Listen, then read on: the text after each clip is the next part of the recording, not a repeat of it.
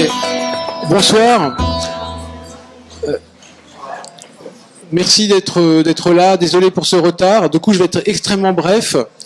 2-3 mots pour ceux qui n'étaient pas là dans les jours précédents.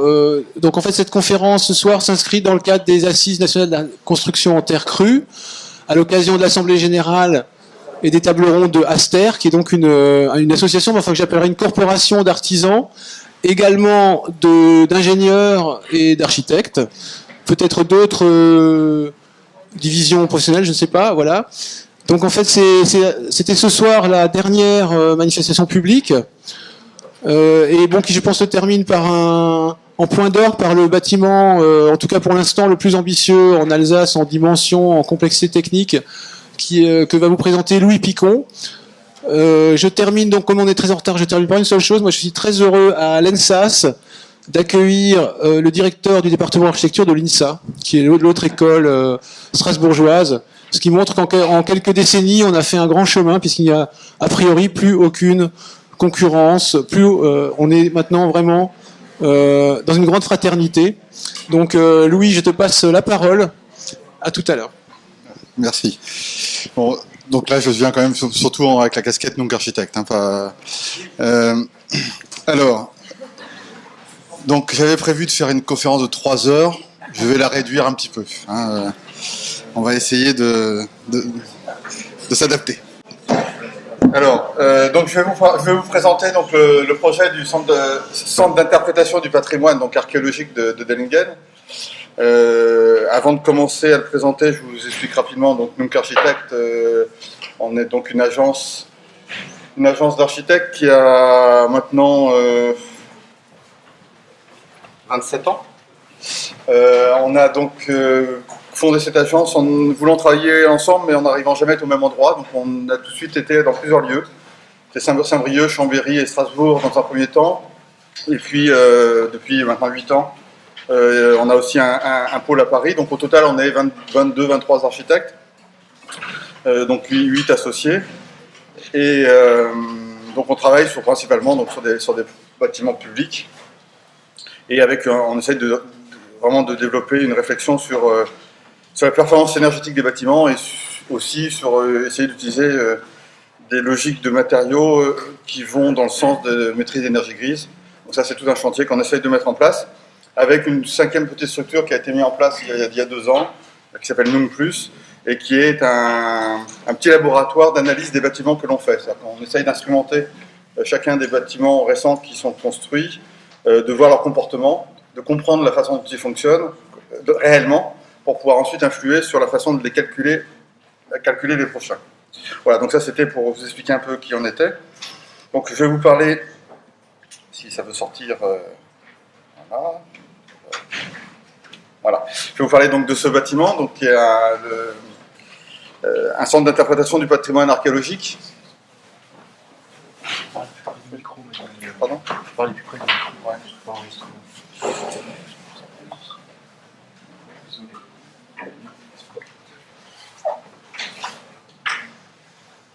Non, tu es pas tombé. Ils sont là.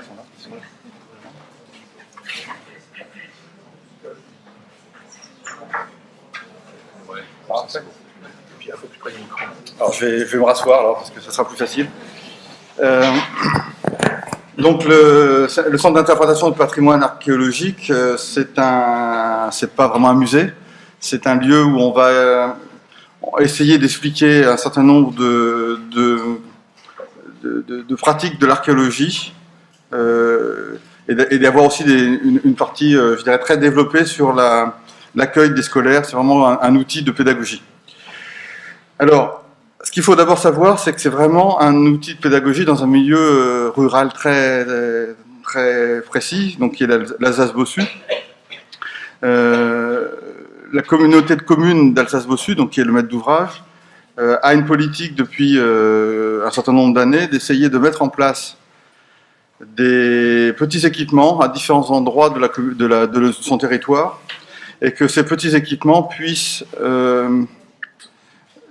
avoir une action d'attirer du public extérieur dans le territoire, mais aussi surtout de permettre aux populations du territoire d'utiliser ces outils et de favoriser en particulier tout ce qui est le travail avec les scolaires, hein, de manière à garder la population des enfants plus tard adultes sur le territoire. Alors, l'Alsace-Bossu, là, on était cet après-midi en visite avec les participants des assises. On était là-haut, c'est très loin. On est allé, c'était long pour y aller et c'était long pour revenir, hein, ce qui explique un petit peu le retard là ce soir. C'est l'Alsace-Bossu, c'est vraiment la toute petite enclave de l'Alsace dans la Lorraine. Hein, on a franchi les Vosges et on est sur le plateau lorrain. On est sur les contreforts, les derniers contreforts des Vosges, donc c'est ce qui explique le côté Alsace-Bossu. Et cette Alsace-Bossu, cette communauté de communes, fait en partie partie du parc régional des Vosges du Nord. Et il faut savoir que les parcs régionaux sont aujourd'hui des acteurs, des maîtres d'ouvrage et des acteurs importants dans le développement d'une réflexion sur comment remettre d'actualité de patrimoine de ces territoires et de les réinterpréter aujourd'hui avec notre capacité technique d'aujourd'hui et notre envie contemporaine de faire évoluer ces techniques. Donc là, je parle du parc des Vosges du Nord, mais il y a d'autres parcs en France qui jouent ce rôle-là. Et donc là, ils ont été aussi acteurs dans la façon de pousser la mise en place de ce projet. Alors, si on a un centre d'interprétation du patrimoine archéologique à Dellingen, c'est qu'il y a dans cet Alsace-Bossu, aussi bizarre que ça paraisse aujourd'hui, vu qu'on a l'impression que c'est très loin, c'était une zone très très riche à la période gallo-romaine. On a des villas gallo-romaines tous les kilomètres à peu près dans ce secteur-là. C'était à peu près l'emprise d'une villa gallo-romaine. C'était un territoire agricole. Et on en avait comme ça tout le long de l'Alsace-Bossu. C'était le grenier. En fait, c'était les fermes qui servaient à alimenter les légions romaines qui étaient sur le Rhin. Donc on avait des routes romaines qui passaient là. Il y avait des connexions vers Trèves et Mayence. Et donc une très grosse activité gallo-romaine. Donc il se trouve que sur cette petite commune de 380 habitants qu'est Dellingen, il y a 2 villas gallo-romaines. Et actuellement, il y en a une de fouillée. Donc c'est dans le cadre de cette fouille qui est née très rapidement au début des années 2000, l'idée de faire d'abord un musée, puis ensuite le faire évoluer vers cette notion de centre d'interprétation. Très rapidement, ils ont décidé de ne pas le faire sur le site de la fouille, mais que ce centre se fasse au cœur du village. Toujours dans cette logique de redonner de la cohérence au tissu urbain de ces villages. Donc le bâtiment, c'est celui qui est ici, là. Donc ils ont décidé de prendre l'opportunité d'une grosse maison qui était la grosse maison du village, qui s'appelait la maison Köppel, puisque Hans-Peter Köppel était au XVIIe siècle le bourgmestre de ce village, et il s'était construit une très grosse maison, l'une des seules avec un pignon sur la rue, puisque on est déjà dans une typologie presque lorraine, avec plutôt les murs goutreaux qui sont sur la rue, et donc c'est l'une des rares qui a son pignon sur la rue, donc elle est un peu plus imposante que les autres. Donc cette maison était libre, ils ont souhaité la racheter pour pouvoir lancer cette opération, donc de faire le centre d'interprétation et en même temps rénover cette maison qui commençait à tomber à l'abandon et commençait à se dégrader. Alors cette maison, donc ça c'est une photo de 1903 je crois, où c'était cette maison-là, donc avec son fameux pignon avec sa croupe sur la rue. Et là, c'était un toit qui avait été déjà rabaissé. Le toit d'origine étant un petit peu plus haut. Quand ils ont lancé l'opération vers 2000-2001, l'envie de faire ce projet vers 2000-2001, et en 2003, le bâtiment a brûlé. Donc toute la toiture s'est effondrée et toute la grange qui était derrière a disparu. Donc au moment où ils ont lancé le concours d'architecture, donc c'était au printemps 2008, ils ont lancé le concours d'architecture. Donc il y a eu une première visite où les équipes étaient invitées et on est allé voir donc le bâtiment. Donc là, je vous montre encore des photos du bâtiment tel qu'il a été rénové aujourd'hui. Je vous expliquerai un petit peu la façon dont on a conçu en particulier la toiture. Mais donc ce qu'on a trouvé en 2008 quand on est allé à la première visite du concours, c'était ça. Donc c'est des équipes, il y a des équipes qui venaient de pas mal d'endroits d'Allemagne et de France. Bon, nous on était les plus près, on était sur Strasbourg, qui sont arrivés pour voir ce bâtiment-là, et on leur disait vous avez obligation de travailler dans ce bâtiment-là et de respecter le gabarit. Donc les seules contraintes qu'on avait au niveau du concours, c'était de retrouver le gabarit d'origine de la maison et de construire l'ensemble de l'opération, extension et sur les traces exactes de la grange d'origine. En fait, pour vraiment retrouver le gabarit de la maison d'origine. Mais il fallait avoir un peu le moral pour s'attaquer à ce bâtiment. Donc, en fait, ce qui ressortait, ce qui est important de savoir, c'est que ces maisons ces grosses masures de cette région sont, contrairement aux maisons alsaciennes de la plaine, où on a le pan de bois extérieur avec le remplissage des pans de bois. Là, on a un mur extérieur en gros moellon épais qui fait entre 60 et 80 cm d'épaisseur selon les endroits. Et ensuite, toute la structure intérieure est du pan de bois qui peut être facilement évolutif. Donc, après l'incendie, il nous restait trois côtés du mur, trois côtés du mur d'origine, et les deux étages, le rez-de-chaussée et le premier étage, eux, n'avaient pas été impactés par l'incendie, donc on avait encore tous les pans de bois d'origine. Donc le concours, ça c'est les éléments que l'on a rendus au niveau du concours. L'idée c'était de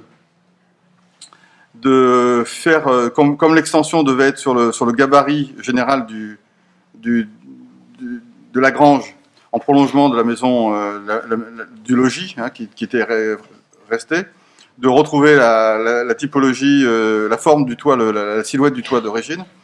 Donc on a souhaité travailler sur une opposition de masse entre la maison du 17e et l'extension qui serait donc faite. On a aussi très rapidement eu envie de travailler avec la terre.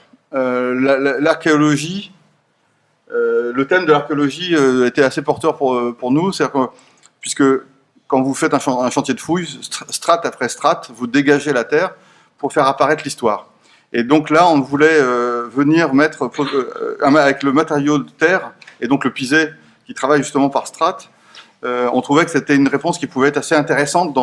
Alors, c'était à la fois, il y avait cette dimension un peu symbolique, mais au niveau de la matière et au niveau ensuite du jeu qu'on pourrait avoir au niveau de la scénographie intérieure, c'était quelque chose qui nous semblait pertinent, en plus du fait qu'on avait envie de se lancer sur un bâtiment pisé depuis un certain temps, et que là, on trouvait que c'était l'occasion d'y aller. Donc l'idée du projet, donc ça a été, on avait ce centre d'interprétation du paysage est né du fait qu'il y avait dans le sol une villa gallo-romaine. On a une vieille maison 17e en mauvais état qu'il faut rénover, et on nous demande de le rénover dans le gabarit général, sous un même toit, avec une nouvelle extension. Donc nous, notre intervention, ça a été donc d'essayer de travailler cette extension et ce toit pour créer vraiment une entité forte dans le village. Donc ça, c'était les plans au niveau du concours.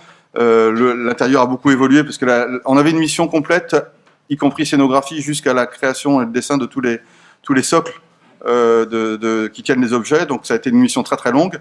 Et la scénographie, au moment du concours, on nous avait donné un cahier des charges qui a été complètement abandonné par le maître d'ouvrage et complètement remouliné. Donc ce qui fait qu'à l'intérieur, on a eu un gros travail de réorganisation de la scénographie, mais globalement l'esprit du projet était resté le même. Donc on avait ces gros murs pisés que l'on mettait tout autour et l'intérieur en ossature bois. Donc une ossature bois par contre plus contemporaine avec des panneaux contre-collés grande portée qui permettent donc de franchir les portées intérieures de cet espace. Et par contre, on voulait conserver, puisqu'on nous demandait de rester le plus fidèle possible avec la maison du 17e, on a décidé de conserver le principe d'une maison avec ses pièces telles qu'elles étaient et de réorganiser la scénographie autour des pièces. Donc rapidement, ça c'était des vues intérieures au moment du concours, mais c'est pour montrer l'esprit globalement est resté à peu près le même malgré la grosse évolution de la scénographie. Donc l'idée c'était aussi que entre l'extension, là on est sur l'extension et en face on a la maison. Entre l'extension et la maison, on a une faille de verre, c'est-à-dire qu'il n'y a aucun lien opaque entre les deux entités qui elles sont très opaques dans leur construction. Et dans cette bande de lumière, on a les circulations verticales, escalier et ascenseur. Donc on avait dit au concours, on fait en pisé. C'était très simple, on est tout seul dans son agence et qu'on décide de lancer ça. On hésite un peu, mais on y va. On a le jury était normalement, on avait rendu, je crois que c'était début septembre. Le jury devait être fin septembre, début octobre. Puis fin septembre, début octobre, rien ne venait. On voyait le temps qui passait, aucune nouvelle. Et puis finalement, donc le jury a eu lieu plutôt fin novembre, début décembre. On a eu les résultats plutôt en fin d'année. Parce qu'entre-temps, le maître d'ouvrage, ayant vu que dans les 4 projets, il y avait un projet qui utilisait le pisé, s'était posé la question de la faisabilité réglementaire de ce projet. Donc, il avait pris la décision de repousser le jury pour avoir le temps de consulter et de recruter donc le bureau de contrôle qui allait suivre l'opération et de demander au bureau de contrôle, qui serait donc le bureau de contrôle de l'opération, de donner un avis sur les 4 projets. Le bureau de contrôle a donné un avis sur les 4 projets qui était très clair. Il y en avait 3 qui, pour lui, ne posaient pas de problème, puis plus un qui n'était pas constructible, puisque nous ne répondons pas à des règles professionnelles existantes. Donc, il valait mieux ne pas le prendre. C'était le nôtre. Le maître d'ouvrage et le jury et le maître d'ouvrage ont décidé de retenir ce projet de lauréat malgré cet avis-là. Donc, c'est quelque chose de très important parce que ça veut donc dire que c'est un maître d'ouvrage qui a décidé d'aller au combat, puisque forcément, il savait que ça serait une opération qui serait complexe, puisque au moment où il choisissait ce projet, on ne pouvait pas le construire. On n'avait pas le droit de le construire, puisque ce que je n'ai pas précisé, c'est qu'on voulait faire un bâtiment en pisé porteur de 3 étages. Il y a au total 3 niveaux recevant du public portés par le pisé. Et ça, aujourd'hui, au moment où on l'a fait, ce concours, c'était réglementairement pas possible, et ça l'est toujours pas vraiment possible. La raison est simple, c'est qu'au moment où on a, en France, on a un dispositif qui, je ne vais pas rentrer dans un jugement de valeur par rapport à ce dispositif, mais on a un dispositif qui oblige que tout bâtiment public construit soit construit selon les règles professionnelles, donc ça peut être les DTU, les avis techniques, ou toute autre règle qui est reconnue, de manière à ce qu'ensuite on puisse assurer, c'est la fameuse assurabilité des bâtiments, que le maître d'ouvrage puisse l'assurer et le mettre en ouverture au public. Les règles professionnelles ont toutes été créées à peu près à la suite de la Seconde Guerre mondiale. Donc c'est toutes les techniques, je dirais, courantes qu'on utilisait jusqu'à présent sont clairement identifiées. La terre, à la sortie de la Seconde Guerre mondiale, on n'en parlait plus du tout en France. Donc les règles professionnelles n'existent pas. Donc s'il n'y a pas de règles professionnelles, on ne peut pas construire officiellement un bâtiment public portant des niveaux de public. Donc ça, c'était vraiment le point de départ qui a fait que le bureau de contrôle a été un petit peu, nous a titillé quand même pas mal de temps sur ce projet pour pouvoir aller jusqu'au bout. Donc ensuite, l'autre interrogation, le maître d'ouvrage donc a fait ce choix. Ils étaient donc la communauté de communes d'Alsace-Bossus. C'est une région très peu peuplée. Si, assez peuplée parce que finalement c'est plein de petits villages. C'est des villages de 300-400 habitants, mais il y en a quand même beaucoup. Et c'est principalement les élus sont principalement des agriculteurs, donc assez attachés à ce qu'on utilise justement des ressources locales, assez attachés à ce que on ait une démarche de réflexion écologique sur leur territoire, et en même temps ils sont prudents.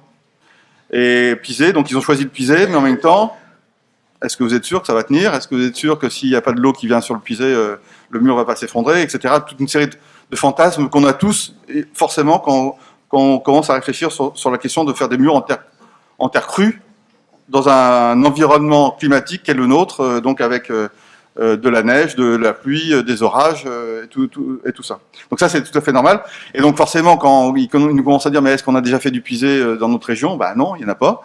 Est-ce qu'il y en a un peu en France? Oui, heureusement.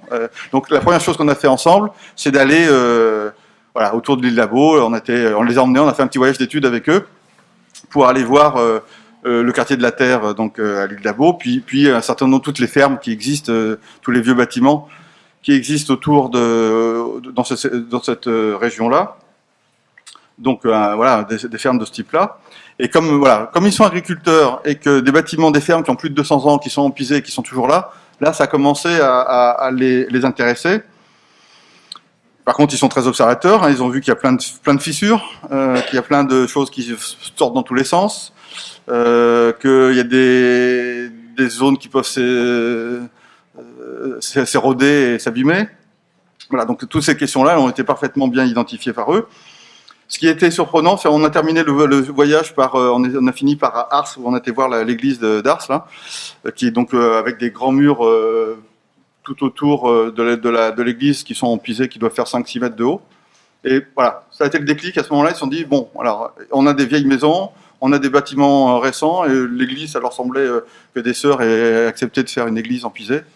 Voilà, à partir de ce moment-là, pour eux, ils ont fait le choix du pisé, ils l'ont assumé.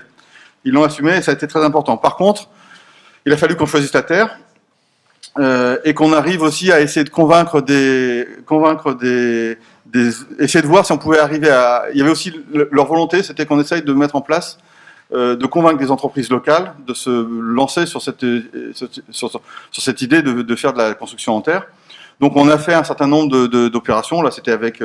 on a fait un petit... À côté de Dellingen, il y a un autre village qui s'appelle Lorenzen. Lorenzen, on a le CIN, qui est le centre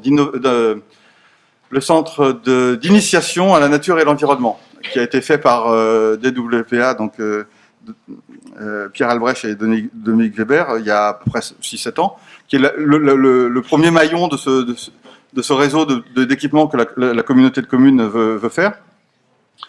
Et donc on a fait dans le cadre de cet équipement, on a fait un petit abri de jardin et on l'a fait donc en pisé avec la terre qu'on avait sélectionnée. Donc là, on a cherché une terre. On avait plusieurs hypothèses pour la terre. On avait l'hypothèse d'un lotissement qui se faisait un peu au-dessus de Dellingen, qui aurait pu dégager pas mal de terre, mais on n'était pas sûr de l'homogénéité de terre, des dates à laquelle ça se ferait. Et finalement, il y a une carrière entre Lorenzen et Dellingen. Donc, à 3 km du site, on avait une carrière pour des graves de route, mais qui extrait une terre qui était assez intéressante, qui était assez jaune-vert, qui nous intéressait. Donc on a décidé de partir avec celle-là, et on a fait donc ce petit abri. Donc ça a été 2 week-ends où on a une quarantaine de personnes qui sont venues. Donc il y avait des étudiants de l'INSA, il y avait des entreprises, il y avait les bureaux d'études, les élus. On a tous tapé avec le pisoir pour monter ce mur, et donc on a invité un certain nombre d'entreprises, et elles sont toutes parties en courant, et on les a jamais revues. C'est-à-dire qu'en fait, elles ont tout de suite, leur inquiétude, c'était à nouveau la question de l'assurance. Ma garantie décennale par rapport à ça. Comment je peux assurer, moi entreprise, si je fais ce mur, parce qu'on leur expliquait que le mur il serait 6 mètres de haut, qu'il aurait plusieurs planchers posés dessus. Grosse inquiétude en termes d'assurance. Donc le projet a évolué progressivement. On a fait des études, on a affiné le projet, et le maître d'ouvrage a souhaité dès le début, c'était dans le cahier des charges, il souhaitait que donc on atteigne aussi un niveau BBC. On était donc en 2008-2009 là, un niveau de BBC, et donc de pouvoir pour pouvoir y prétendre, c'était sur l'ensemble de l'opération. Donc à la fois ce qui n'est pas sur l'écran là, la maison Coppel du 17e et l'extension. La maison Coppel, puisqu'elle était 17e avec des murs en moellon, on arriverait à l'améliorer, puisqu'en plus on refaisait toute la toiture, mais elle ne serait pas totalement performante. Donc il fallait absolument qu'on ait une grosse performance sur l'extension.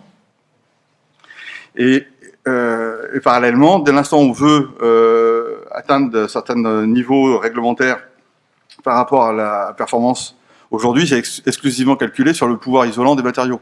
Donc le problème, c'est que le pisé, on sait très bien que c'est un matériau qui a une capacité, du fait de son épaisseur, du fait de sa mise en œuvre, une capacité à réguler et à créer des atmosphères, des ambiances intérieures qui soient de très grande qualité. Et intuitivement, alors maintenant, l'intuition, c'est toujours très... Intuitivement, on sait que ça aurait fonctionné sans l'isolant. Simplement, le pouvoir isolant, si vous calculez le U du pisé, c'est nul. C'est nul, c'est de la terre. Vous avez beau grossir les épaisseurs, vous n'arrivez pas à des niveaux performants. Donc, on a été amené à devoir introduire un isolant. Et comme on avait réussi à se convaincre mutuellement, le musée d'ouvrage et nous, de l'importance du pisé dans l'expression du bâtiment à l'extérieur, mais aussi à l'expression du bâtiment à l'intérieur, puisque une grosse partie de la scénographie était basée dessus, on est arrivé progressivement à l'idée qu'on aurait un double mur. Un double mur, donc un mur intérieur qui va porter le bâtiment, et un mur extérieur qui, lui, va protéger le mur intérieur. Ça venait aussi du fait, toujours par rapport au fantasme de la tenue dans le temps du pisé. On avait beau tous être convaincus, il y avait toujours, pour la plupart des intervenants, un doute sur le fait que, mais si le mur porteur qui porte tout s'abîme à cause de l'eau et à cause de... qu'est-ce qui se passe, voilà. Donc, ça a été une solution aussi, le fait d'avoir cette obligation de trouver une performance de la paroi. Le fait donc de dire on met deux murs, ça a permis de calmer le jeu par rapport à ça. On a réglé le problème. On aurait un mur intérieur qui porte tout, qui lui est tranquille, il est jamais exposé aux intempéries, et il est dans une atmosphère qui sera toujours stable. Ça a permis de calmer le jeu par rapport à cette inquiétude-là. On ne nous a plus parlé du risque par rapport au bâtiment, par rapport au mur intérieur. Et le mur extérieur, lui, donc jouant le rôle de protection.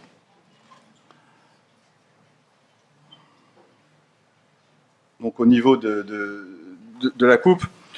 Donc on a commencé à travailler sur le détail. Oui, alors je sais pas, là il y a eu un étirement malheureux. C'est plus épais, hein, la proportion n'est pas bonne là. Mais bon, c'est pas grave, ça donne l'idée quand même. Le principe, c'est donc d'avoir ce mur porteur qui va être posé donc sur des fondations. Là, c'est des fondations béton.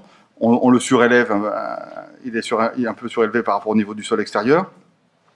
Il va faire donc, au côté latéral, 60 cm d'épaisseur sur le premier niveau.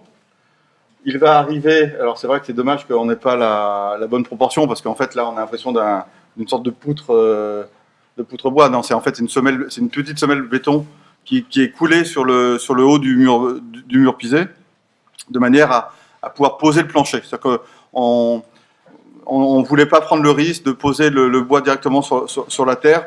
Comme c'était des grands panneaux très lourds, on voulait pas non plus risquer d'avoir au moment de la pose de la charpente des soucis au niveau du mur pisé. Donc on a fait une sorte de coulis de béton pour l'assise.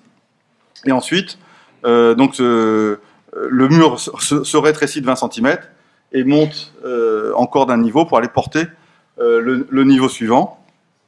Et le troisième niveau, lui, il est porté par la charpente qui va venir se poser sur le mur pisé. Mercredi soir, Dominique Gozin-Muller montrait des coupes de Martin Rohr. Là, nous, on est petits joueurs par rapport à lui. Lui, il inclut des chaînages béton à l'intérieur de son mur pisé. Il refait le pisé autour. Moi, j'avais vraiment trop peur qu'on ait des fissurations si on faisait ça. Donc, c'est pour ça qu'on a préféré faire le dispositif, un vieux dispositif un peu... Voilà, chaque fois qu'un étage arrive, le mur diminue de taille. Donc, on a posé là-dessus des planchers bois et on a mis en place une charpente qui avait l'obligation de ramener les efforts le plus verticalement possible sur le pisé pour appuyer de manière le plus verticale possible sur le mur. Donc, d'où cette forme un peu de coque inversée de bateau pour essayer de ramener les efforts le plus verticalement possible. Et ensuite, c'est les planchers qui font tirant pour éviter les poussées latérales sur le pisé, parce que le pisé, il ne supporte pas les efforts latéraux. Hein, puisque le principe du pisé, c'est qu'on écrase les couches les unes sur les autres.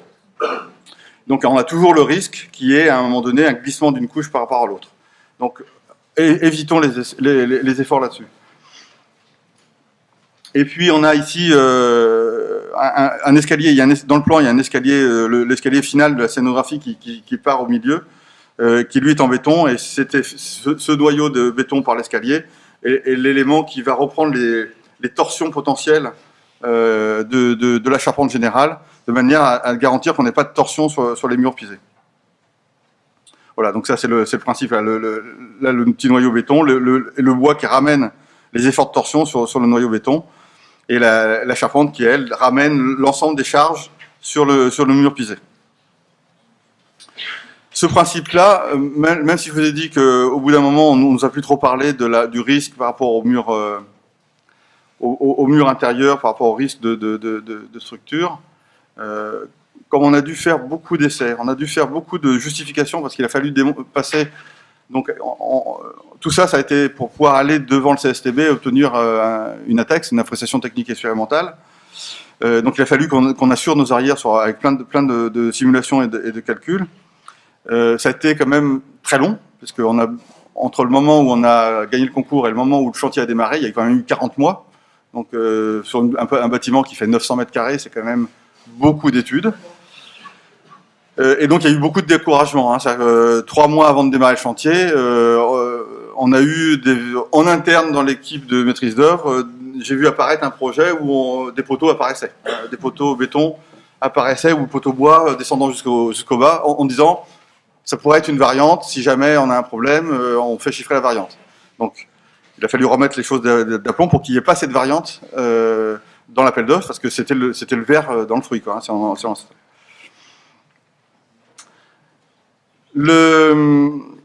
le dispositif, donc là on voit le principe de la porte d'entrée qui est complexe, parce que ce qu'on a vu, sur la photo que je vous avais montrée des vieilles fermes là, du côté de l'île d'Abo, on voit des fissurations. Ces fissurations, elles viennent souvent justement au niveau des linteaux, au niveau des fenêtres, au niveau des portes, parce qu'il y a une fragilité qui se perd, qui est logique. Vous avez de la terre qui s'appuie lourdement jusqu'au sol, et puis à certains endroits, vous avez de la terre qui s'appuie sur un linteau bois ou sur un linteau béton, c'est pareil, mais à un moment donné, il y a une charge sur un linteau et une charge qui descend jusqu'en bas. Donc forcément, on va avoir des tassements différentiels qui vont forcément créer des fissurations. Donc on a essayé, nous, d'organiser les choses pour que, dans le dessin de la façade, on essaye d'intégrer systématiquement des joints verticaux qui permettent d'être là avant que les fissures arrivent, pour que si jamais les fissures arrivaient, elles se produisent plutôt à cet endroit-là. Donc là, on voit le dispositif qui était un peu complexe à mettre. C'est le côté le plus complexe du bâtiment, c'est cette porte d'entrée. Bon, après, on a fait plein d'essais sur donc ça c'est la granulométrie de la terre utilisée. En fait, c'était une terre qui était, comme on a pris celle qui était à côté, on n'avait pas le choix. Donc on a pris une terre qui était globalement pas trop mauvaise, une granulométrie assez régulière. Il a fallu rajouter un petit peu de sable pour améliorer la prise au moment de la mise en œuvre.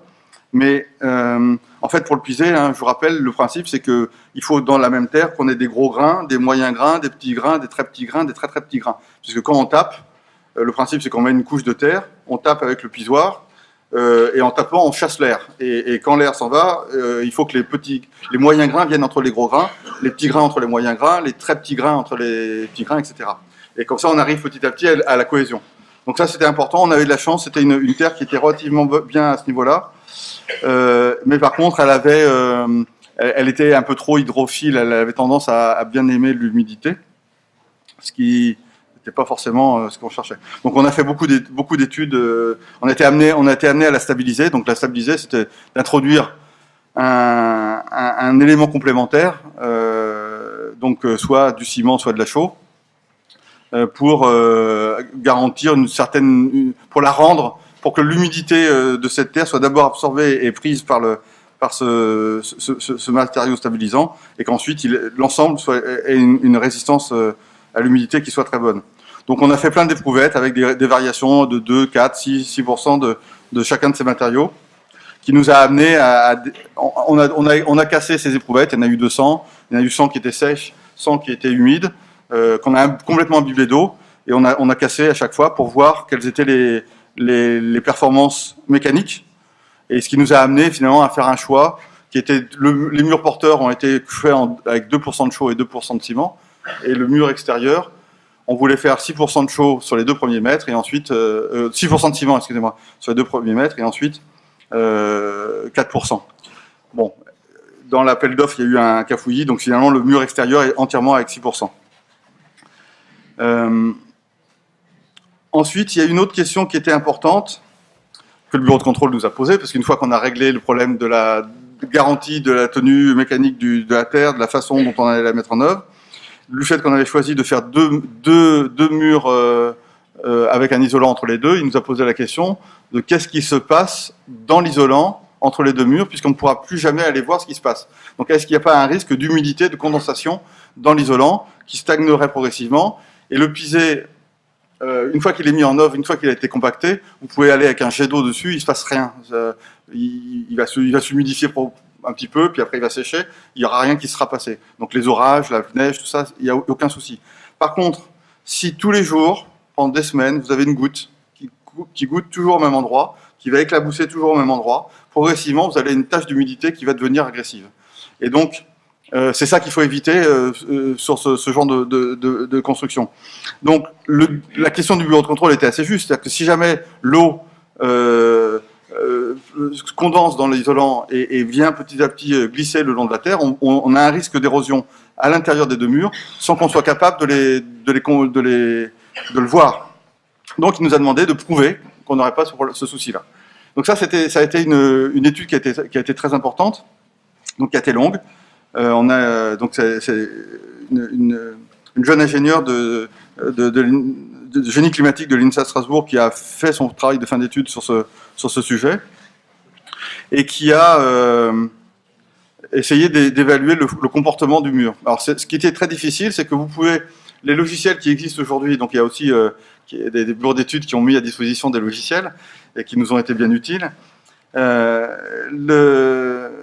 Ce qui a été très important quand on calcule la transfert d'humidité à travers les matériaux, tous les matériaux connus, on a des abacs, on arrive à quantifier rapidement les choses. Sur la Terre, on n'a pas. Chaque terre est différente, donc les caractéristiques de chaque terre varient d'une terre à l'autre. Et en plus, il n'y a pas eu d'étude de fait, il n'y en a pas. Donc c'était très difficile d'arriver à savoir comment mettre en œuvre cette étude. On a réussi finalement à trouver un certain nombre d'informations sur des exemples qui existaient au Canada. On a trouvé des doubles murs pisés avec isolant au Canada, et on en a trouvé en Australie aussi. Donc avec ces informations-là, on a pu créer un spectre potentiel de comportement. Et en parallèle à ça, on a fait des éprouvettes spécifiques pour calculer la chaleur spécifique du matériau, sa porosité, ça c'est assez facile à calculer, la conductivité thermique du matériau, pour pouvoir ensuite valider les hypothèses que l'on avait prises. Donc c'était une étude compliquée, mais qui a abouti à une chose fondamentale pour le projet, et j'en reste toujours redevable et enthousiaste finalement de cette étude, même si elle a été compliquée. C'est que les courbes que vous voyez, donc je vous ai mis quand on calcule avec le comportement classique d'un transfert de vapeur à travers un matériau, on avait ces courbes-là. Donc ça c'était pour le mur intérieur et ça c'était pour le mur extérieur. Donc des courbes qui montraient que progressivement, du fait qu'on avait un matériau qui au début, quand on le met en œuvre, est humide et qu'ensuite petit à petit il sèche, la simulation montrait que pendant plusieurs années, ça mettait du temps à sécher. Voilà. Et donc en faisant ça, on avait, donc par contre là j'ai pas mis la courbe, on avait en fait l'isolant qui se mettait à absorber cette humidité et qui montait en puissance en termes d'humidité. Parce qu'à ce moment-là, on était parti, on imaginait mettre construire les 2 murs et ensuite injecter de la ouate de cellulose entre les deux. Et en fait, cette ouate, on voyait avec la simulation qu'elle s'imbibait d'eau. Donc on a déjà fait la première décision, c'est de mettre des granulés de liège qui n'absorbaient pas d'eau. Et puis surtout, on a fait un deuxième type de calcul qui étudiait la phase liquide du transfert d'humidité à travers les matériaux. Parce que, donc ça c'est le logiciel Woofy par exemple qui permet d'étudier ça. Parce qu'en fait, quand vous avez de l'humidité qui passe à travers vous avez effectivement la notion de vapeur, mais vous avez aussi le matériau qui va capter une partie de cette humidité. Et donc, c'est des notions de sorption ou de succion qui font que le matériau prend cette humidité et va déjà se comporter différemment que simplement si on calcule avec de la vapeur qui passe. Et en faisant ça, on a réussi à montrer que finalement, le problème de l'humidité qui était quasiment inexistant. Vous voyez, très rapidement, on est sur des variations qui sont vraiment les variations saisonnières. Un peu plus pour le mur extérieur, parce que lui, il est confronté aux orages, à la pluie, selon les saisons. Mais on arrivait finalement très rapidement à un résultat très confortable. Le seul problème qu'on avait, c'était les premiers mois, la première année, où si on construisait 2 murs en parallèle, 2 murs qui sont à 15% d'humidité au moment où on les construit, où on fait le pisé, puisqu'il faut faut que ça soit humide pour pouvoir bien compacter. Et ensuite, ça passe à 2%, donc il y a comme ça beaucoup d'humidité qui s'en va. Mais quand on les mettait en parallèle, on voyait qu'il y avait une difficulté à les faire sécher ensemble. Donc on a pris une décision, grâce à cette étude, qui était déjà un peu sous-tendue par une difficulté à faire 2 murs en parallèle, parce que on essayait d'imaginer un coffrage qui monte, faire un coffrage qui monte, et on monte les 2 murs ensemble, avec un coffrage intérieur qui se desserre, qui se resserre. Mais on a consulté des spécialistes du pisé qui en avaient déjà fait, ils nous disaient quand on tapera sur un mur, ça cognera sur l'autre, et ça déstabilisera ce qu'on aura fait sur l'autre. Donc, en fait, il y avait un problème de coordination pour les murs.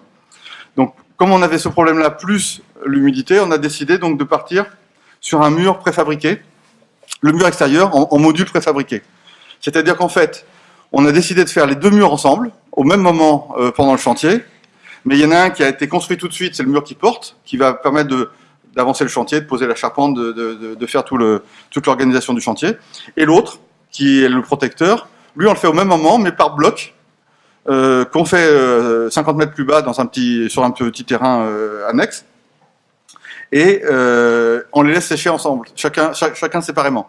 Et 8 mois après, on les a réunis, c'est-à-dire qu'on est venu mettre le 2e mur après coup, donc ils étaient tous les 2 parfaitement secs, en cours d'être parfaitement secs, et on a introduit l'isolant à ce moment-là. Donc ce qui fait qu'au moment où on les a assemblés, on avait une garantie que le mur était sec. Et le fait d'avoir décidé de faire du bloc préfabriqué, ça nous a amené à réfléchir sur un dessin de la façade, puisqu'au lieu d'avoir un mur pisé qui se faisait sur la longueur du mur, couche après couche, là on avait des blocs avec des dimensions qui étaient forcément des dimensions liées à la maniabilité. C'est un tout petit village, des tout petites rues, on ne pouvait pas développer des blocs trop longs parce que la terre compactée, ça pèse très lourd.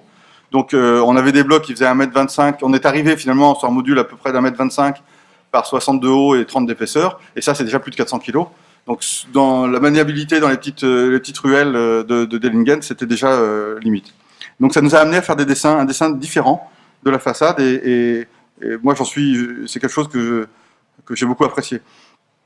Voilà, donc ça c'est un dessin que j'ai piqué à Martin Pointet, qui doit être dans la salle, qui est donc Martin Pointet, qui était ces 3 jours là, qui est maintenant chez Amaco, qui a piloté avec le groupe d'étudiants les ateliers là, de la Terre, était au moment de ce chantier le responsable de Caracol, qui est l'entreprise qui a réalisé le projet. Donc on a mis en point ensemble les blocs préfabriqués, parce que la difficulté c'est comment arriver à les fabriquer, les sortir de leur coffrage de fabrication, les transporter ailleurs, les laisser sécher, les retransporter à l'endroit où on les met en place, et ensuite comment on les assemble entre eux. Donc, ce qui fait que voilà, il y avait des petits profilés métalliques pour pouvoir les soulever, mais ensuite ça nous a permis de pouvoir mettre les petites attaches pour l'attacher au gros mur, et de remettre ensuite les blocs par-dessus.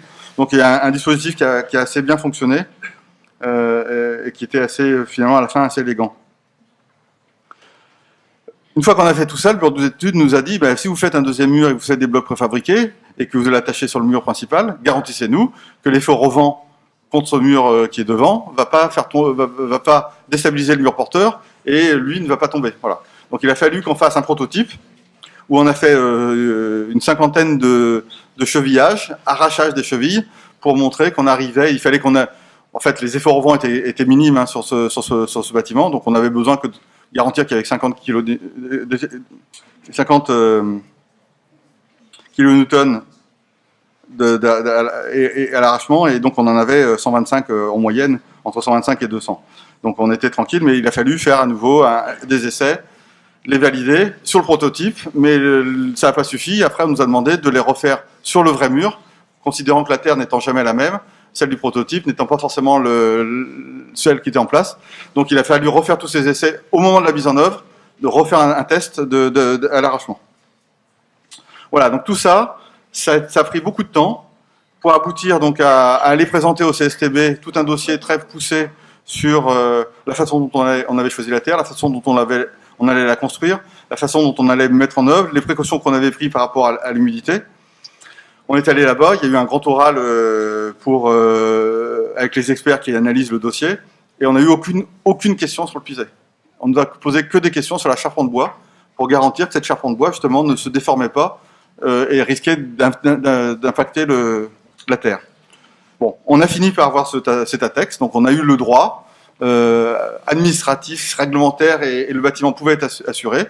Et donc dès qu'on a eu en avril 2012 l'ATEX, et le 1er juin 2012, le chantier démarrait. Alors, les entreprises avaient été quasiment choisies, elles avaient été choisies, et on a lancé l'opération. Voilà, donc ça c'est le prototype. Donc la terre qu'on a utilisée, donc une terre assez collante. Puis le mur, voilà, on a commencé. Donc coffrage, des tonnes et des tonnes de terre malaxée, mélangée, triée, criblée, amenée par seau.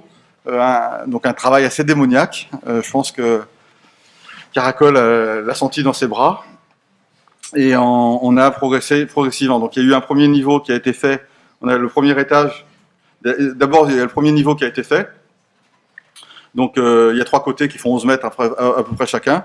Donc chaque niveau, on a avancé comme ça. Il y a eu 3 semaines à peu près pour faire le premier niveau. Une fois que ça a été fait, on a emballé l'ensemble des murs de la matière de bâche plastique, de manière à ce que l'humidité qui était dans la terre reste emprisonnée, de manière à ce que le mélange avec la chaux et le ciment prennent. Donc c'est pendant 2 à 3 semaines, donc on a fait ce qu'on appelle la cure. Et ensuite on a retiré les bâches pour que l'ensemble sèche. À nouveau 3 semaines. Et après on est revenu faire le coulis de béton pour poser le plancher et continuer à monter le mur. Donc il y a eu à nouveau 3 semaines de fabrication, et ensuite la cure, et ensuite le séchage. Donc on a démarré, le pisé a démarré fin juin, début juillet, et on a terminé fin octobre, ce qui était vraiment totalement limite dans la période, parce qu'il ne fallait surtout pas que pendant ensuite la période où le mur sèche, on arrive dans une période de gel, parce qu'à ce moment-là, toute la cohésion du pisé peut être remise en cause. Heureusement, il a fait très froid cet hiver-là, mais plutôt vers le 20 décembre, le jour où la charpente est arrivée, donc ils ont monté la charpente par -20, mais ils ont réussi à le faire. Voilà, donc ça c'est la mise en œuvre des blocs pisés, donc on voit les principes, et on aperçoit donc sur la gauche le liège qui monte progressivement à l'avancement de la pose du mur. Donc on voit le mur, donc ici on voit le mur qui a été monté en place, qui a déjà la charpente depuis 8 mois, il a la charpente il porte déjà le bâtiment, le chantier continue, n'a pas été bloqué, et ça on vient faire la finition extérieure.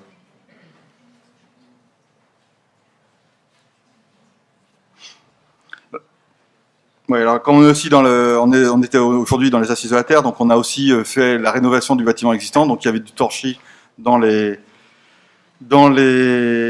colombages, dans le pan de bois, donc on a refait aussi tout ça, donc avec la même terre, alors que là, avec la paille, alors il y a eu à un moment donné, sur le pisé, tout le village a très vite accepté l'idée d'avoir un bâtiment en terre. Ça n'a vraiment pas été un souci. Mais on m'a dit quand même que ce n'était pas la terre de Dellingen, c'était la terre de Lorenzen à 3 km. Donc pour le torchis, ça a été la paille de Dellingen, donc là c'était bon. Donc là c'est la technique, je dirais, traditionnelle.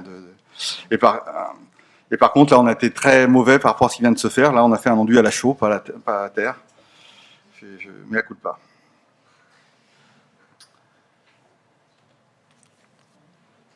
Le toit, j'en ai pas parlé. Donc le toit, l'idée c'était que le toit soit homogène sur l'ensemble du bâtiment. Dès l'instant où on a un bâtiment public, on a du désenfumage, on a des grilles de prise d'air, des grilles de rejet. On avait aussi, comme c'est de la scénographie, on avait besoin d'avoir de la lumière à certains endroits, pas à d'autres. Donc on avait des trous de lumière, des choses comme ça. Donc on avait un toit qui aurait pu être énormément mité par tout ce qui sortait. Et on a souhaité avoir vraiment une surface très homogène pour que dans la silhouette, la photo que je vous ai montrée tout au début, la silhouette du village, on ait vraiment un toit comme les toits des maisons du village.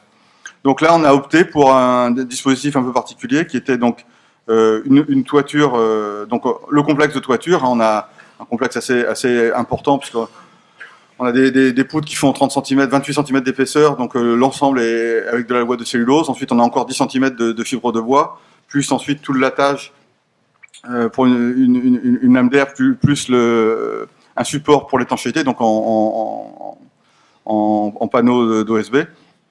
Et puis sur cette étanchéité, donc on a rajouté une surtoiture de haute montagne en fait, en lattes de mélèze. Donc on a des lattes de mélèze qui sont posées dessus, qui sont sur un rythme. C'est des modules aussi qui sont démontables. C'est pour ça que ce que vous voyez, les traits que vous voyez, c'est des modules qui peuvent se démonter, qui font 2 mètres par 1 mètre, 1 mètre 50 à peu près, et qui sont posés sur l'ensemble de la toiture, donc avec une continuité des lattes de mélèze, et ce qui permet de gommer tous les appendices qui sont sur le toit. Et il y en a beaucoup, je peux vous garantir.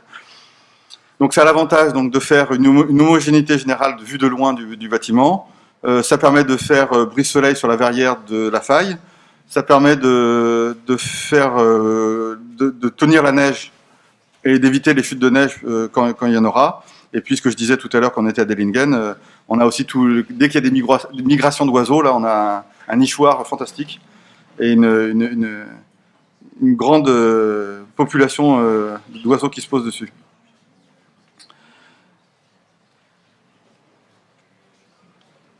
Donc on a aussi le tas de fumier du village qui est donc ça c'est une particularité on est aux limites de la Lorraine où sur l'espace public du village on avait traditionnellement le tas de fumier individuel mais posé sur l'espace public. Donc là il y a eu toute une histoire avec ce tas de fumier puisque la mairie voulait qu'on en profite pour qu'il parte. Donc on avait normalement fait un aménagement pour le faire partir. Et puis finalement, le jour où l'entreprise est arrivée, le vieux monsieur qui n'alimentait plus son fumier depuis longtemps, ça faisait déjà pendant tout le début du chantier, on l'a vu ramener du fumier régulièrement. Et puis quand l'entreprise est arrivée, il a sorti le fusil. Donc on a dit on laisse le fumier. Et puis en fait, il est très bien ce fumier à ce moment-là. Voilà, donc la façade latérale, donc avec les éléments préfabriqués. Et sur l'épaisseur du pourtour de la poutre béton qui est ici, où on a une faible épaisseur, et là où ce que Martin Rohr arrive à faire, c'est-à-dire de faire un pilier extrêmement fin, nous on n'a pas osé le faire. Donc on a mis, c'est des briques de terre compactée, donc avec la même terre, mais qui sont mis sur le champ, et qui donnent un autre dessin finalement qui crée une sorte une modénature un peu particulière au-dessus de la porte. Voilà, on voit un peu plus là, le détail des briques.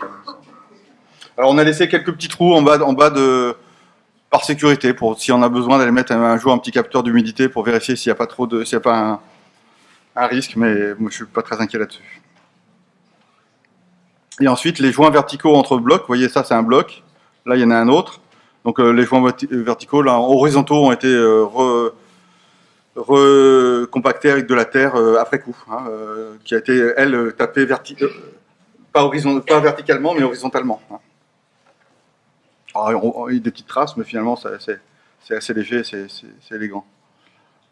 Alors l'autre point important de ce bâtiment, c'est ce pignon. Un pignon donc tout vitré. Donc là sur ce retour là, au niveau du mur porteur que l'on voit à travers le vitrage, on a finalement c'est le mur intérieur là qui se retourne et par devant donc on a le vitrage. Donc là on n'a pas le double mur, on a une double paroi mais avec du vitrage par devant. Le principe c'est qu'on fait rentrer de l'air par en dessous. Tout le long là on a des grilles d'air. L'air rentre. Dès qu'il y a du soleil, s'échauffe et se met à monter. Et ce stock dans la partie haute du pignon, là, entre deux parois de verre qui sont ici et là, Et tout en partie haute encore, on les aperçoit là et ici, on a deux bouches qui permettent de récupérer cet air chaud. Donc soit on est dans une période, les fameux petits schémas, on est dans une période d'été, là on va ouvrir les petites oreillettes là-haut, on les ouvre, et l'air va circuler très très vite. C'est impressionnant hein, quand vous rentrez dans la double pot en été, vous sentez l'air qui passe à toute vitesse, parce qu'il y a un échauffement tel qu'il y a une aspiration qui se crée automatiquement, et donc l'air s'en va, la chaleur s'en va, et ça évite, le but c'est d'éviter de surchauffer le mur qui est derrière, pour pas transmettre de la chaleur à l'intérieur de... Faut pas que le mur pisé se charge en chaleur, et ensuite transmettre cette chaleur à l'intérieur. Donc ça fonctionne, on a mis des capteurs, on est en train de vérifier le comportement, mais les premiers, dans les parties basses ici, on n'a pas eu de souci de surchauffe cet été. En hiver, très très froid, on va fermer en partie basse, là il y a une flèche mais elle ne devrait pas y être, on ferme, le soleil tape, dès qu'il y a un peu de soleil, il tape, et donc cet espace est très chaud, et donc devient un excellent isolant thermique par rapport au bâtiment. Et puis quand la plupart du temps finalement, quand l'atmosphère est douce, on va récupérer cette mais douce, mais dont on a besoin de chaleur. On récupère l'air chaud de la double pot et on l'envoie donc dans la ventilation, qui elle va la répartir dans le bâtiment. Donc on essaye comme ça de réguler une partie des besoins de chaud par les apports solaires gratuits. Le reste, le complément, est fait par une géothermie profonde. On a alors 5 sondes qui descendent à 90 mètres pour aller récupérer la chaleur du sol. Alors quand je dis 5, on aurait pu en avoir qu'une seule à mon avis. C'est toujours le problème, c'est que quand on est sur ce genre de dispositif, c'est extrêmement difficile d'évaluer les réels apports des mouvements dynamiques comme ça de l'air. Et donc il y a une tentation de peut-être un peu trop surdimensionner les équipements. Donc ça, c'est l'étape suivante. On va essayer de faire en sorte qu'il y ait plus ces surdimensionnements.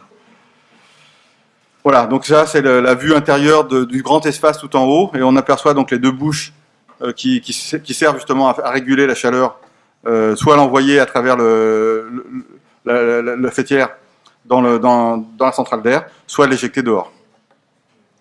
Et on aperçoit la courbe de la charpente qui peut progressivement se courbe pour pouvoir aller appuyer sur le bâtiment, sur le pisé qui est en dessous. Voilà. Je vais terminer en vous montrant quelques ambiances intérieures.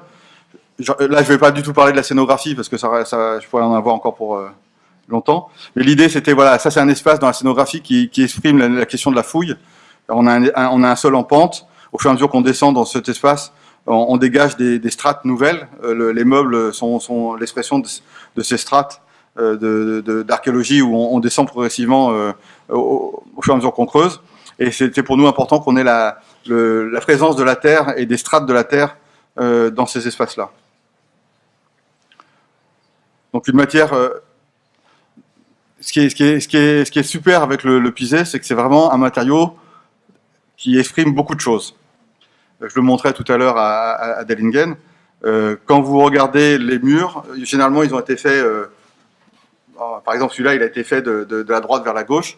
Donc, ils ont commencé le lundi matin à piser dans la partie basse. Donc, les premières couches sont vraiment extraordinaires. Ils sont rentrés de week-end. Tout est tapé fantastiquement. Le vendredi soir, c'est un petit peu moins bon. Et sur le troisième mur, donc celui-là justement, où on va un peu plus loin, c'était le troisième vendredi de la troisième semaine. Il fallait vraiment rentrer à Grenoble. Là, il y a plus de granulés, mais ça donne de la matière. Et ce qui est bien, c'est que ça donne de la matière comme ça à l'extérieur, mais globalement, on a quand même les 60 cm du mur, donc on n'a aucun souci de pérennité de l'ouvrage. Alors ensuite, il a été fait sur la paroi intérieure. Il y a une sorte de colle cellulosique qui a été mise dessus pour éviter qu'il y ait de la poussière qui tombe. Et sur la zone d'entrée, là, il y a un banc. On a une plaque de verre par devant pour que les gens ne s'appuient pas directement sur le mur. Donc ça, c'est le clin d'œil, l'archéologie qui fouille, et puis le mur qui est là. Et c'est cette même terre, hein, c'est la terre qui est là qui a servi à faire ce bâtiment. Alors, on a tenu donc dans le bâtiment, on a un grand panneau qui remercie tous les gens qui sont intervenus sur le projet. Donc on a tenu à ce que tous les piseurs, tous les charpentiers, tous les électriciens, tous les élus qui ont pris une part importante dans ce choix soient présents, parce que c'est vraiment un projet qui a pris tellement d'énergie à tout le monde, qui a été un tel combat pour aller jusqu'au bout, que voilà, c'est une équipe très très large au bout du compte qui fait un bâtiment comme ça. Voilà, merci.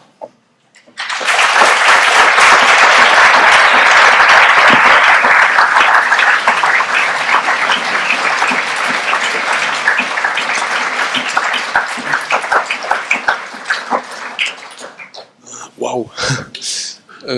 Avant de passer aux questions, c'est bien, merci, tu as fait court finalement. Ouais. Donc on a du temps pour discuter. Je voudrais d'abord remercier Luc Moritz. On n'a pas eu le temps dans le petit chaos précédemment de remercier les enduiseurs. Fabrice également, Fabrice et ses miss, qui sont... Merci à vous, merci pour ce moment d'enduit. Voilà. Ensuite, donc vous avez vu que Louis est extrêmement opiniâtre, Louis et nous, que son agence. Dans la salle, pas mal, la plupart des pointures de la Terre dans le côté-ci du Rhin. Je pense que vous pouvez lui poser les questions les plus terribles, il saura comment vous répondre. Donc n'hésitez pas à être pointu, quoi. Voilà. Donc, par contre, il faut qu'on passe absolument le micro, comme c'est filmé, enregistré. Voilà. Donc, je ferai le marathon pour vous passer le micro. Vous le lancez. Qui commence ?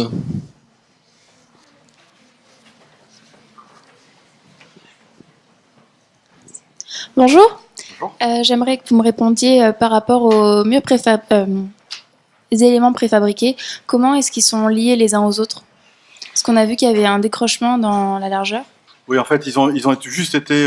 en fait, il y a un petit coulis de terre qui a été pour juste faire colle, pour les poser entre eux, et ensuite un petit coulis qui a été entre eux, dans la rainure, qui donc fait une double rainure quand on les assemble entre eux. Il y a à nouveau un petit coulis qui est juste pour les maintenir entre eux et les coller. Il n'y a pas plus. Après, ils sont quand même tenus, vous avez vu les petites cornières inox qui viennent les tenir derrière. Alors ces cornières inox, c'est vrai qu'on a beaucoup hésité à se dire on utilise de l'inox pour pouvoir faire cette liaison, parce que logiquement, traditionnellement, c'est plutôt avec du bois ou des fibres qu'on peut faire ce lien. Voilà. On avait eu tellement de choses à démontrer pour pouvoir passer devant le CSTB et avoir l'autorisation qu'à un moment donné, il y a des choses qu'on a laissé filer en disant on garantit que ça puisse fonctionner. Donc là, moi j'ai un regret sur ces attaches inox. On aurait pu faire des petites agrafes en bois. Par contre, c'était compliqué pour les... Voilà, il fallait monter le mur en même temps. L'avantage de ça, c'était extrêmement simple de mise en œuvre. Voilà. Merci. J'aurais encore une question. Pourquoi vous avez choisi un noyau en béton ? Parce qu'à un moment, oui, je sais pas. En fait, si, je sais. À un moment donné, il fallait quand même qu'on arrive à contreventer, puisqu'il fallait garantir que tous les efforts de la charpente, tous les efforts de torsion de la charpente ou de mouvement liés au contreventement soient repris par le noyau béton et non pas par les murs pisés. Voilà. À un moment donné, c'était important d'avoir quelque chose de bien rigide. Alors bien sûr, on aurait pu faire quelque chose de rigide avec une charpente bois. En même temps, si je reviens sur les 2-3 photos avant, bon là on voit pas trop, mais il y a d'autres endroits, le rapport béton pisé est quand même beau. Il y avait aussi cette envie-là, c'est-à-dire qu'on a du béton, le béton il est apparent, et ce rapport-là, esthétiquement, moi je l'aime bien, donc c'est aussi un choix esthétique, quoi. Merci. Bonsoir. Bonsoir. C'est par rapport au mur en pisé qui est apparent. Pourquoi est-ce qu'il est aussi épais? Vu que c'est juste un mur apparent, pourquoi on ne l'avoir pas fait un peu moins épais?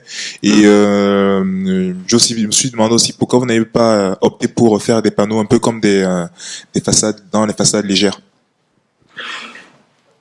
On voulait vraiment l'expression pisée. On était parti là-dessus. Donc pour nous, le mur extérieur, il devait, même si c'était un parement, c'était le mur protecteur de l'isolant et du mur porteur, on voulait l'expression pisée. Donc voilà, on a peut-être fait une erreur, hein, mais on estimait qu'avec 30 cm, on arrivait à faire un vrai mur pisé, qu'on arrivait à bien compacter. Et en plus, 30 cm, on a des blocs qui sont autostables. Donc finalement, on a de fameuses équerres, mais il tiendrait quasiment sans être tenu, hein, ce mur. Parce qu'avec 30 cm, il est très stable. D'ailleurs, à ce sujet-là, donc on était plusieurs dans la salle, là, on était à Valence il y a 3 semaines ou un mois, sur un congrès où il y a des Allemands qui ont expliqué que ça y est, maintenant il y a des blocs dans le commerce, on achète des blocs préfabriqués pisés de 30 cm d'épaisseur. En gros, ce qu'on a fait là, apparemment, côté allemand, ça y est, on peut les acheter chez Leroy Merlin. Hein, donc,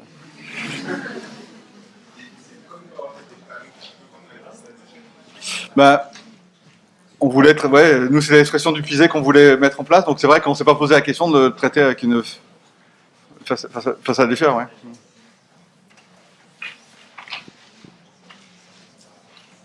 Bonsoir. Donc on a bien appris que le pisé a été commencé à être posé donc au mois de juin jusqu'au mois d'octobre. Hein. C'est pas la même température. Je vois mal rajouter beaucoup d'eau pour à la période chaude parce que bon, on risque de déliter, je pense, les couches. Hein. Comment vous avez pu gérer cette partie entre le posé au mois de juin et puis globalement, si, au moment de la fabrication du pisé, mais il faudra, si Martin Pointet est là, il pourra le dire, mais à un moment donné, il faut quand même rajouter.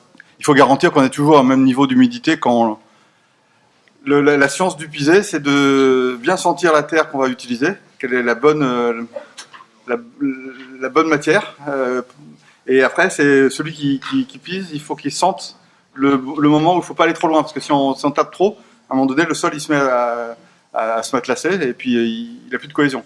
Donc il y a une sensibilité à avoir, c'est l'usage, de bien sentir la terre qu'on utilise. Il ne faut pas trop sèche, pas trop humide. Et puis, donc, on avait des règles, parce qu'il fallait qu'on garantisse au CSTB qu'on avait des procédures qualité derrière.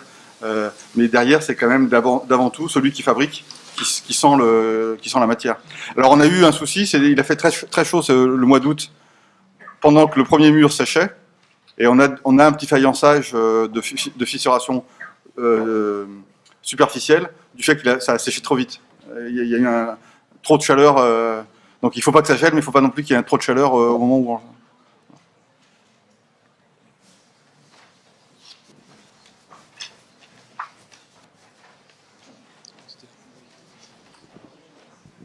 Oui, alors déjà bravo pour l'entêtement et l'effort. Moi j'avais juste une question très pragmatique, c'est en termes de coûts. C'est comment est-ce qu'on chiffre un projet pareil? Comment est-ce qu'on tient des coûts avec des entreprises qui n'existent pas? C'était assez compliqué à chiffrer, ouais. Alors, au niveau global, déjà, je peux donner des infos sur le coût. C'est un bâtiment qui fait 900 et quelques mètres carrés. Le coût global des travaux, c'est 1,9 million.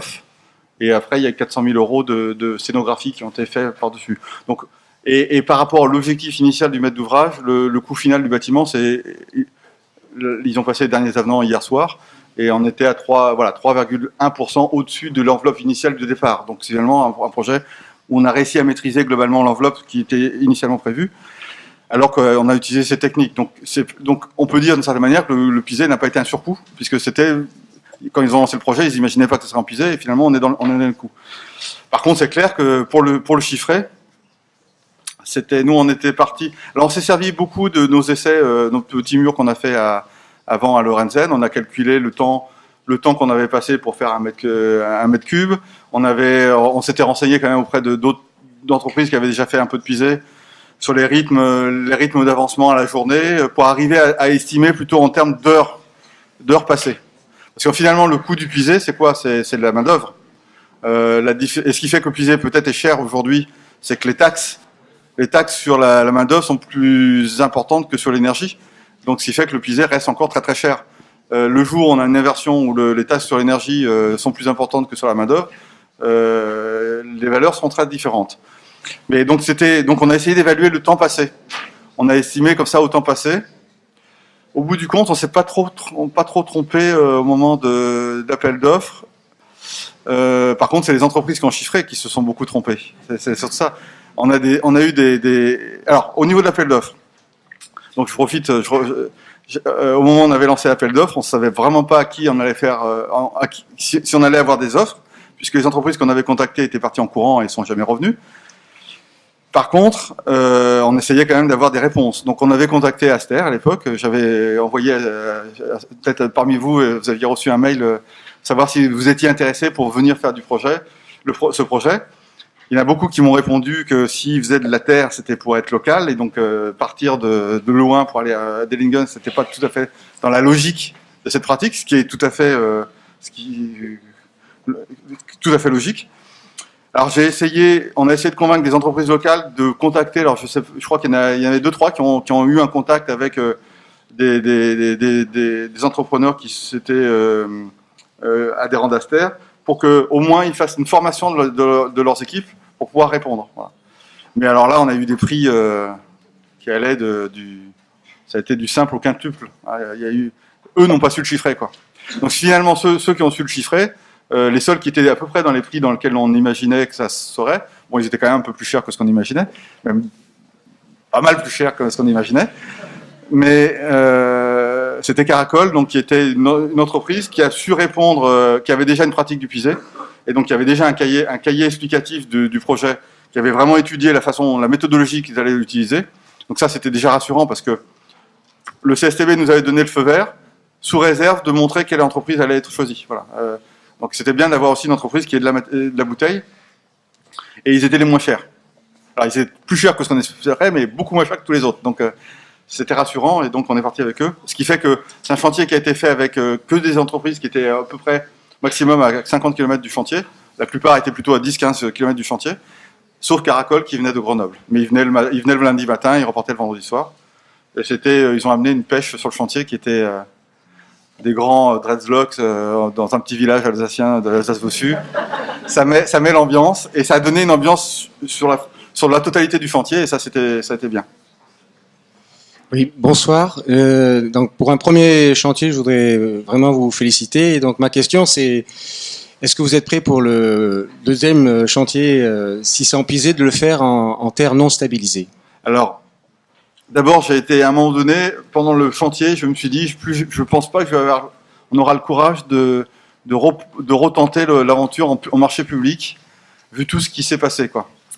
Donc, il y a eu un petit découragement pendant le chantier, parce que c'était lourd. Maintenant, on est à fond, à bloc pour repartir. On a plusieurs pistes en cours, là, donc ça devrait aboutir. Oui, bien sûr, oui. Maintenant, il faut essayer de faire sans stabilisation. Il faut, voilà, on est novice, hein, donc il faut apprendre. Non mais bravo, hein, vous êtes bien parti en tout cas. Merci. Mais tout dépend de la terre aussi, hein. Que si on veut prendre la terre qui est juste là, si elle est propice à le faire sans stabilisation, bien sûr. Voilà.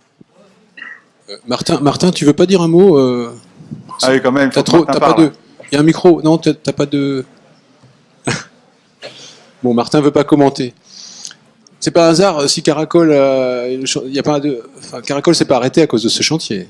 Non. Okay. Après ce chantier, Dominique Gozin-Muller a montré mercredi, elle avait montré le projet d'Orléans. Donc après ce chantier, Caracol est parti à Orléans faire ce projet-là. Et après le chantier d'Orléans, ils en ont eu plein les mains. Mais Dellingen, non. Ah, moi, je suis un des architectes d'Orléans. Oui. C'est pas vrai, c'est pas de notre fait. Ils étaient déjà bien trop crevés. On les a bien usés, je crois. Ouais. Non, c'est vrai que c'était quand même le constat. Je pense que je sais pas si Martin me contredira, mais le constat, c'est que entre faire un mur pisé, faire des murs pisés comme ils en avaient la pratique, et faire cet ensemble-là qui était quand même imposant et loin de chez eux. Ça a montré les limites du dispositif qu'ils avaient à ce moment-là pour faire le projet. Donc c'est clair que si on continue à faire des projets de ce type-là, de cette taille-là, il faut vraiment maintenant réfléchir sur une plus grosse mécanisation de la façon d'amener la terre, de la préparer, de l'introduire. Parce que c'est vrai que les petits seaux, ça faisait chantier Mao Tse-tung années 60, là où on se passait les seaux. Et bon, il y en a eu des milliers de seaux, hein.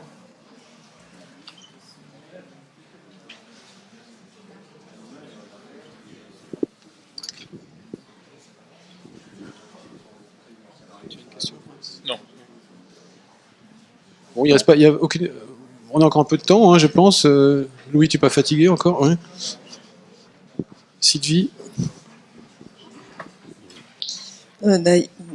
Tout d'abord, bravo. C'était vraiment très beau. La visite en vrai et puis la visite en photo après, c'est vraiment superbe.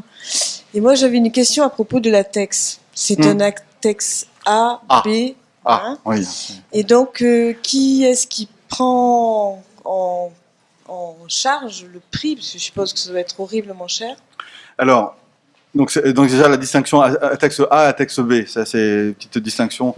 Donc dans les dispositifs que le CSTB valide, donc on a les avis techniques. Hein, quand un ouvrage, un matériau ou un procédé a été validé par un avis technique, c'est quelque chose qui est sur une certaine durée. Quand on n'a pas d'avis technique, on peut avoir les appréciations techniques expérimentales. Et là, il y en a de deux types. Il y a les types A, ce qu'on a eu, qui est à ce moment-là une autorisation sur une opération. C'est-à-dire qu'on a eu latex pour ce bâtiment-là. Voilà. Et il y a les latex de type B, qui sont là des latex qui sont vraiment la porte d'entrée pour l'avis technique. C'est pour mettre l'avis technique ou le DTU. C'est-à-dire que c'est vraiment mettre en place un procédé qui pourra se reproduire dans plusieurs opérations. Donc là, on était vraiment sur une opération. Alors le coût de tout ça, c'est vrai que ça a été un investissement assez important de faire tous ces essais et d'aller déposer la taxe. Le CSTB, en gros, demande 10 000 € pour ouvrir le dossier et donner l'avis. Hein, c'est le coût d'un ATEX. Et comme en plus, là, il y a eu ATEX sous réserve, il a fallu refaire un deuxième coût de 5 000 € pour ouvrir le deuxième dossier et l'entretien avec nous. Ça, c'était un coût, mais il y a eu le coût de tous les essais qu'on a fait, qui au bout du compte, ont utilisé beaucoup d'énergie et de matériel de plein de laboratoires. Il y a eu le NTPE à Lyon, il y a eu le CRIT Alsace ici à Strasbourg, il y a eu l'INSA de Strasbourg, il y a eu plein de gens qui ont fait des études. On a, ce qui est bien, globalement, il y a eu comme beaucoup de gens qui ont fait ça bénévolement. Hein. Il faut être conscient que tout ça, il y a beaucoup d'heures de passé par nous, beaucoup d'heures de passé par le maître d'ouvrage. Les laboratoires qui ont travaillé nous ont facturé des choses, mais n'ont pas tout facturé. Alors, on a eu une aide. L'agence régionale de l'innovation ici en Alsace nous a donné nous a subventionné pour pouvoir payer les essais qui étaient justement à payer. Et le maître d'ouvrage donc a assumé l'ATEX. Donc c'est un ATEX qui a été déposé conjointement maîtrise d'ouvrage, maîtrise d'œuvre. D'habitude les ATEX c'est les entreprises qui déposent, et là c'était en amont. Voilà. Mais on a fait une estimation parce que grâce à ce projet, la région Alsace, la région Alsace avait déjà depuis un petit moment l'envie de favoriser l'apparition de projets avec des matériaux biosourcés. Donc elle a décidé de mettre en place une aide à la conception de projets de ce type-là. Et au moment où ils étaient en train de mettre en place cette aide, ils sont venus travailler avec nous 2 journées où on a essayé d'estimer ce dont on aurait eu besoin si cette aide avait existé au moment où on l'a fait, et d'essayer d'estimer le coût. Donc on a mis bout à bout toutes les heures qui ont été passées mais pas payées, tous les essais qui ont été faits, payés, et ceux qui auraient dû être payés. On est à 140 000 € à peu près. Voilà, donc sur un budget, vous voyez, d'1,9 million de travaux, on est à un petit 8-9% d'études de développement. Voilà. Mais qui, en réalité, n'ont été que réellement facturés. Il n'y a eu que 40 000 ou 50 000 € de facturés. Voilà.